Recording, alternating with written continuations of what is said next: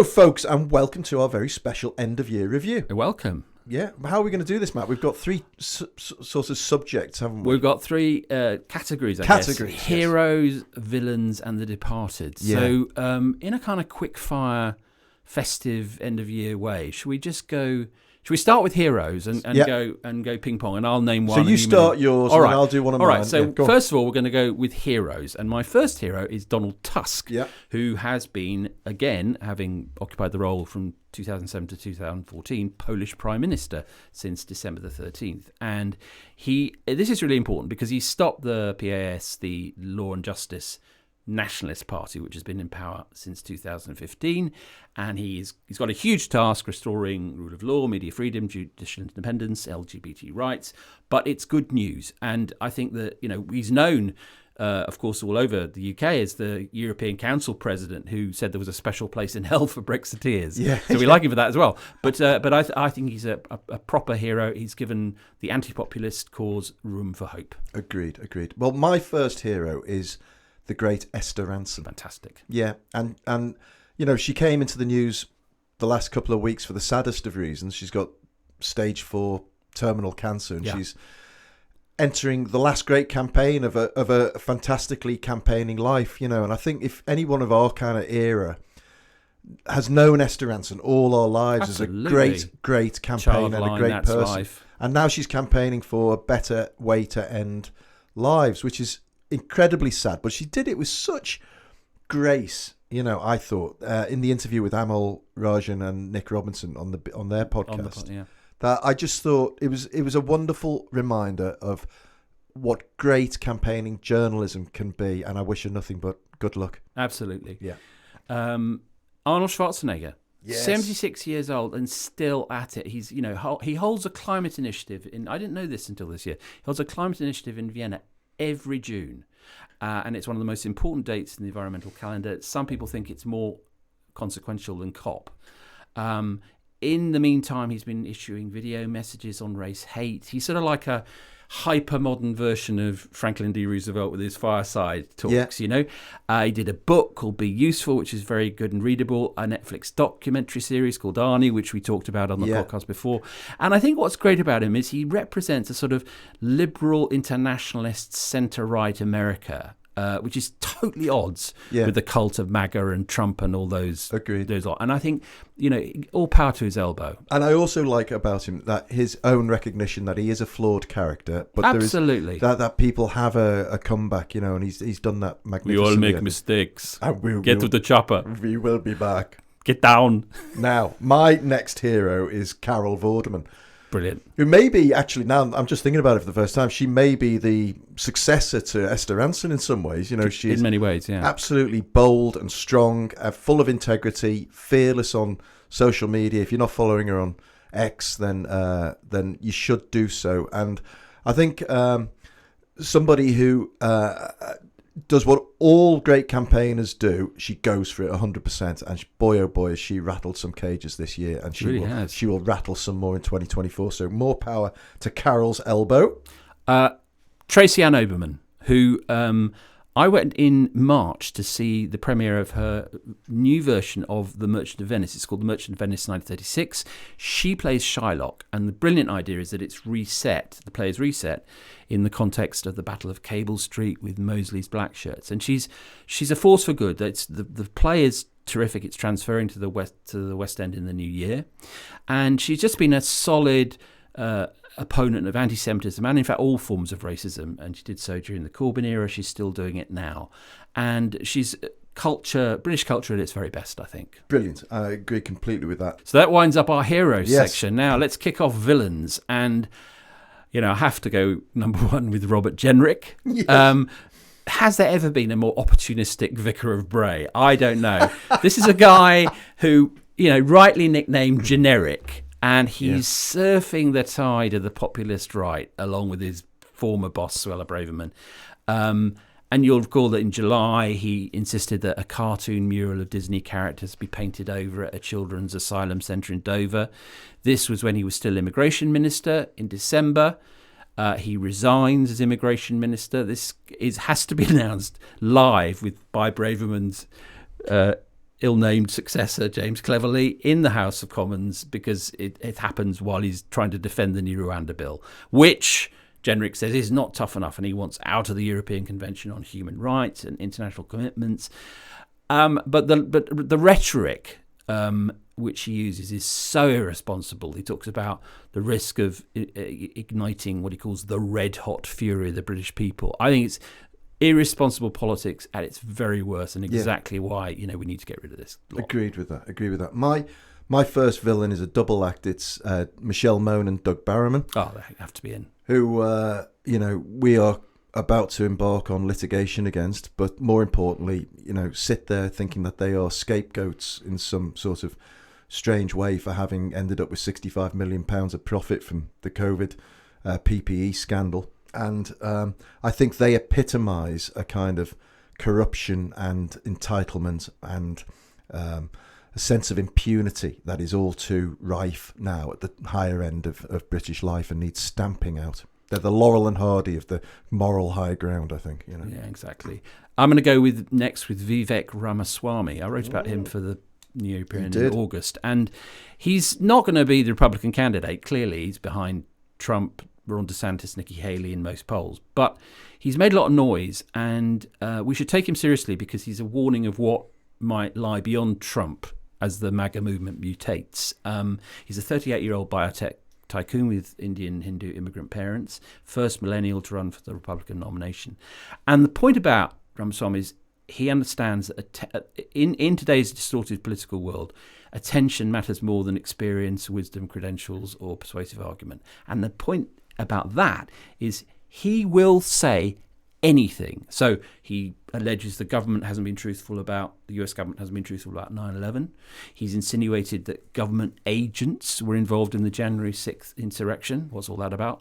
And more recently, he's really dabbled in the nasty stuff with the Great Replacement theory, the idea that an unshadowy cabal, often he didn't say of Jews, but that's often the insinuation, is replacing whites in Western countries with people of colour from other countries. Right. I mean, this is truly wicked. This is not just playing. This is wicked politics. So he's a villain for me. Yeah, well, mine's a case of wicked politics as well, and it's Suella Braverman. Ah, well. Perhaps the most pointed example of some of the vile rhetoric that's been cast about around migration and immigration and asylum seekers in the last 12 months. And I kind of hope that we've heard the last of her, but I suspect that we haven't. And I think after what seems like possibly an inevitable Labour victory, when the Tory party starts to fall apart, I think she'll emerge again. And she represents to me all that is bad about this country. So, Suella, you made the cut. You made the cut on the villains of the year. Well done. Absolutely. My final villain of 2023 is Javier Milei, the president of Argentina, known as El Loco, madman, which is not a good sign, is it? He's proud of that. Yeah. He's only been in Congress in Argentina since 2021. His hair makes Boris Johnson look like a Sandhurst cadet. He carries a chainsaw. He has cloned dogs. He speaks to his dead pets. I mean, there's nothing that is not loopy about this guy. Yeah. But he's dangerous. I mean, he's socially conservative, economically libertarian. He's already devalued the peso by more than 50%. One of his allies said of the protesters that have already taken to the streets, and I quote, prison or bullet. We're looking at authoritarianism that is all too familiar to Argentinians. Yeah. He's already cut 9 of 18 government ministries, promised to stop new infrastructures, lay off new hired government workers. This is a sign of what populism that slashes the state looks like. Yeah. And it's really nasty. And I fear for Argentina, which is, as you say, a beautiful country. It is indeed. He's okay. Right, wrong. Well, talking of right wrongens, Vladimir Putin. And almost... Still the original and best. Well, exactly. Almost too obvious to say. But I think it's important that we keep him bubbling up at the top of that list, because the danger is that, Ukraine, everyone's got bored of the war. The media over here, I can't remember the last time I saw it on a front page. We should do it on our front page very soon, just to remind people it's still going on, and it's still possibly the most existential threat to European peace. It really is. And it's all being perpetrated by this guy in Moscow. So we've got to try and keep Putin isolated as a bad guy and not let him seek seep his way back into international favour somehow. Which he's running out the clock for Trump, isn't he? He's trying. He certainly is. He's waiting for Trump. Right. So, shall we move on to Dearly Departed? The Dearly Departed. Well, I'll kick off with Sinead O'Connor, who died in July, only 56, far too young. And look back at that album in 1990, I Do Not Want What I Haven't Got, which included the monster hit Nothing Compares to You, written by Prince. She was a social activist. She was a very early campaigner against abuse in the Catholic Church. But she also, and I think this is often forgotten, she had a great sense of humour.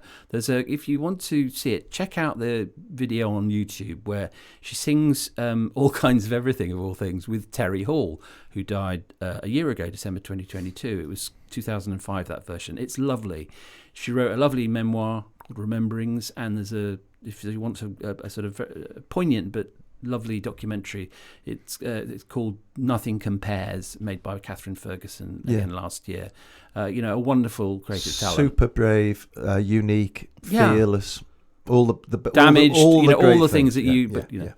So my first Dearly Departed is Mr. Paul O'Grady. Tremendous lover of dogs, great Scouse funny man, but I met him many times. Did you? At the Daily Mirror's Pride of Britain Awards.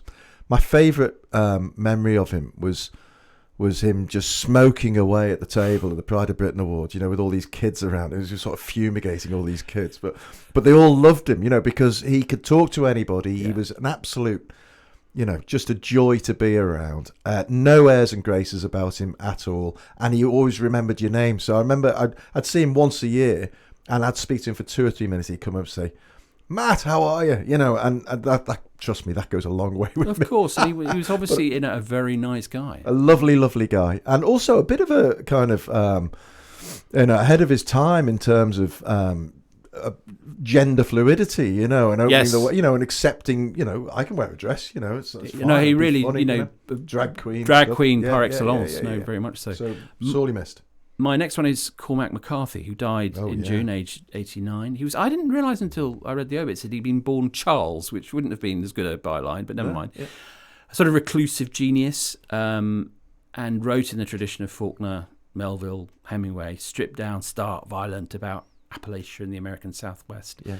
And so many classics. I've been having a bit of a sort of McCarthy fest over the Christmas period, and he, Blood Meridian, 1985. A lot of people think it's the great American novel. Yeah. No Country for Old Men, of course, which was made into a great movie, which won the Best Picture at the Academy Awards, and then The Road, 2006, which finally won him a Pulitzer Prize. Yeah. And it's very contemporary because a lot of what he wrote about McCarthy was about borders and the violence of borders and what happens to people at borders. And I think that's he will last, I think. An incredible writer. For sure. The Road made me cry throughout because I think there's something particular about a father and son relationship. He admitted in one of his very rare interviews that it was about his relationship with his son. Yeah. It was him opening up. It's such an amazing book. It's a really amazing book. So bleak and terrifying, but it's hard to read without blubbing away.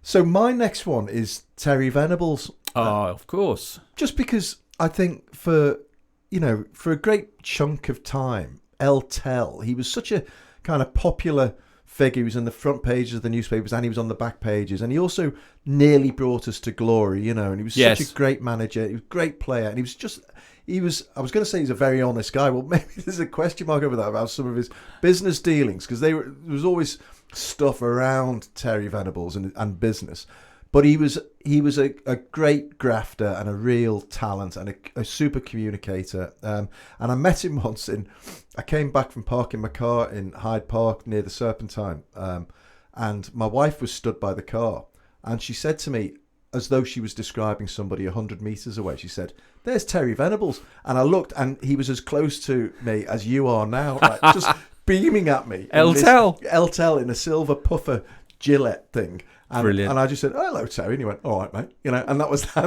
that. But you could see in his eyes, he was a lovely, sparkly guy. Iconic. Big iconic miss, yeah. So my last one is Glenda Jackson, who died in June, aged 87. Now, such a career. 2 Oscars for Women in Love and Touch of Class. Famous for a Morecambe & Wise appearance in 1971. And then she goes and becomes a political practitioner. And Gordon Brown wrote a lovely tribute to her in The Guardian. And he said... And I wonder if she was thinking a bit of Tony Blair. It said, politicians love it when they become celebrities. Rarely do celebrities aspire to be politicians. Glenda Jackson was the exception in British public life, which I thought was very tart and lovely. Yeah. She was Minister of Transport for 2 years under Blair, but she wasn't really happy being in government. I think she was an MP, and she represented Hampstead and Highgate for 23 years, and then after that, she went off and had a sort of late Indian summer on the stage. I remember seeing her as Leah at the Old Vic in 2016, and she was absolutely stunning. And she, just before she died, she acted with Michael Caine in Oliver Parker's The Great Escaper, which opened to rave reviews sadly after her death. But she was just an extraordinary public servant, but also an amazing actress, and I think much missed. Brilliant. And then we can't leave the following character off the list at this time of year. Shane MacGowan. I could have been someone. So could anyone. Have you seen that documentary where Jerry Adams is talking to him? Yeah. And Jerry Adams says, they're talking about Fairy Tale in New York, and Jerry Adams says to him, I could have been someone, well, so could anyone. That's one of the great lines. That's what it's all about, isn't it? And McGowan just goes, yeah, I was quite impressed with it myself.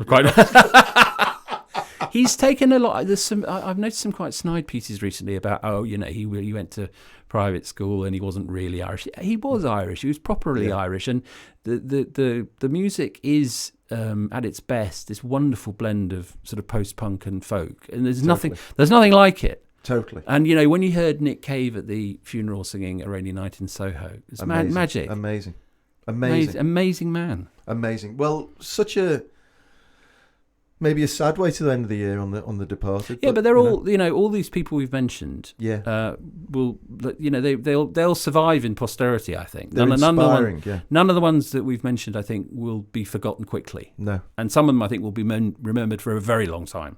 Well, listen, folks, I hope you all have a wonderful New Year celebration. Yes, Stay have safe. A great time. Don't overdo it, but have fun. Enjoy. And, drink responsibly. Yes. Act responsibly. This is a public service announcement from the two Matts. And if you have any New Year's resolution, let me suggest one to you. Subscribe to the New European. What a good resolution. From just £1 a week. What a good resolution. You couldn't do much better than helping to fight against the nationalism and the corrosive right-wing stuff we've seen that helped ruin 2023. We'll be painting it hard in 2024, we promise. Blow the bloody doors off in 2024. Blow the bloody doors off. You can help us. Go to theneweuropean.co.uk/subscribe, and from just £1 a week, you can be part of the party. And with that, I'm going to bid you Happy New Year. It's Happy New Year from me. It's Happy New Year from him. Happy New Year.